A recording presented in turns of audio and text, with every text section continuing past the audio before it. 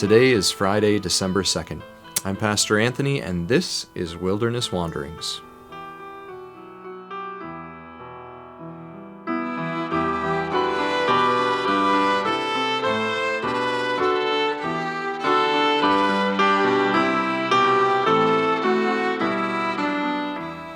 Today our text comes from Isaiah 12. In that day you will say, I will praise you, Lord. Although you were angry with me, your anger has turned away, and you have comforted me. Surely God is my salvation. I will trust and not be afraid. The Lord himself is my strength and my defense. He has become my salvation. With joy you will draw water from the wells of salvation. In that day you will say, Give praise to the Lord, proclaim his name, make known among the nations what he has done, and proclaim that his name is exalted. Sing to the Lord, for he has done glorious things. Let this be known to all the world. Shout aloud and sing for joy, people of Zion, for great is the Holy One of Israel among you. That's Isaiah, the whole chapter of chapter 12. This short chapter follows on the heels of our devotion yesterday from Isaiah 11. Death must come first. It always comes first in the story of God and his people. Before there is Easter, there is Good Friday. But in God's story, new life always follows death. And so it is here. After death and exile comes new life and the songs of the redeemed. Isaiah 11 describes the reality that will come as new life is born from the stump of Jessee.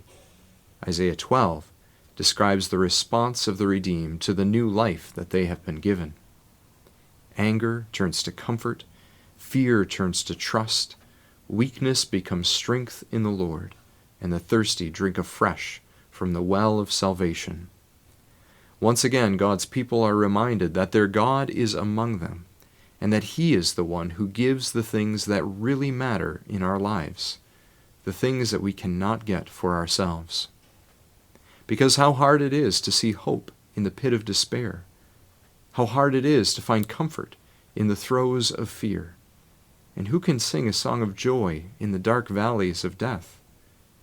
And yet it seems that it is always in just these places, when we are spent, exhausted, deflated, discouraged, at the end of our strength, faith, and hope, that we discover that the only thing that we truly need is the thing that we've had all along, our God. He meets us there in the dark valleys of our lives, reminding us that he is among us. And not only that, but that he is also still saving us, still giving us new life, new purpose, new callings to step into where we might live the resurrection life of his salvation more fully for the sake of the world. And that is why we sing. We sing because he has done great and glorious things for us. We sing because his name needs to be shouted out and shouted up, exalted to the highest place where it belongs.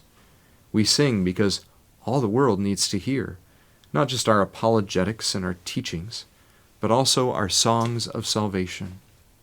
They need to hear a good word of great joy that is for all the people, a word worth heralding out with the angels of Bethlehem. It is not always the believing bits that catch people's wonder and draws them near. It is more often the beholding bits, where we are caught up short in wonder and awe at the salvation of our God, where we are unable to articulate anything of response but a shout and a song.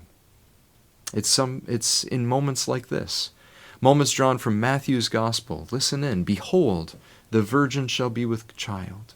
Behold, the heavens were opened to him, and he saw the Spirit of God descending like a dove. Behold, my servant whom I have chosen. Behold, the hour is at hand, and the Son of Man is being betrayed into the hands of sinners. And then on the day of resurrection, behold, Jesus met them, saying, Rejoice. Rejoice indeed. What is the song of salvation that you've been given to sing in the land of the living? As you journey on, remember that you go with the blessing of God. May the peace of the Lord Christ go with you wherever he may send you. May he guide you through the wilderness and protect you through the storm. May he bring you home rejoicing at the wonders he has shown you. May he bring you home rejoicing once again into our doors.